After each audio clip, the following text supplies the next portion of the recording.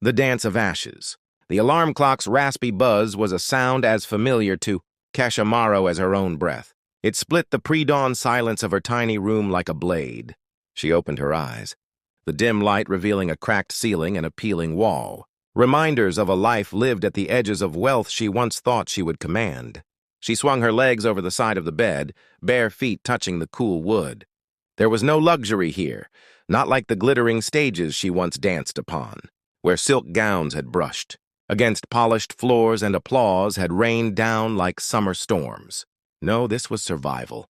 A room borrowed in a servant's quarter, the only corner left for a woman who had fallen from a world that once worshipped her. The mirror across the room caught her face in the pale morning light.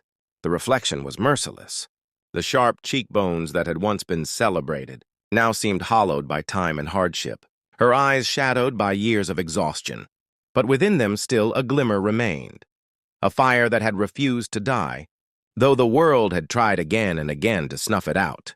Kesha tied her hair back with practiced hands, her movements mechanical, as though her body remembered every routine of servitude, now the way it once remembered the choreography of grace.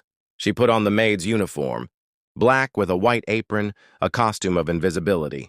To the people in that mansion, she was background, furniture, a tool, not a person. Not the woman who had once been celebrated as the finest dancer of her generation. Not Kesha Morrow. By the time she reached the grand halls of William Harrington's estate, the sun was barely rising.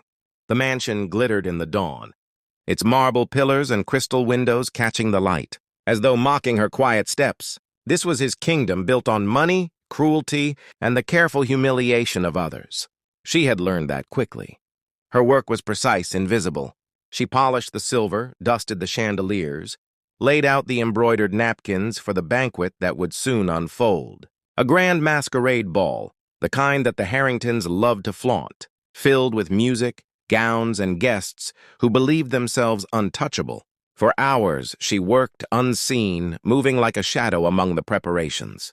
But in her chest, something stirred, a memory, a hunger, a pulse that matched the rhythm of music she had not heard in years. By nightfall, the ballroom was alive. Crystal chandeliers cast golden light across marble floors. Masks glittered, sequins caught the glow, and laughter filled the air like smoke. The orchestra tuned their instruments, ready to play the kind of music that made the room itself feel alive. It was elegance, decadence, and cruelty blended together, the Harrington way. William Harrington himself stood at the center, his posture arrogant, his eyes sharp. Beside him, his wife Victoria gleamed in silk, her jewels heavy enough to weigh down her neck, her smile cold and practiced.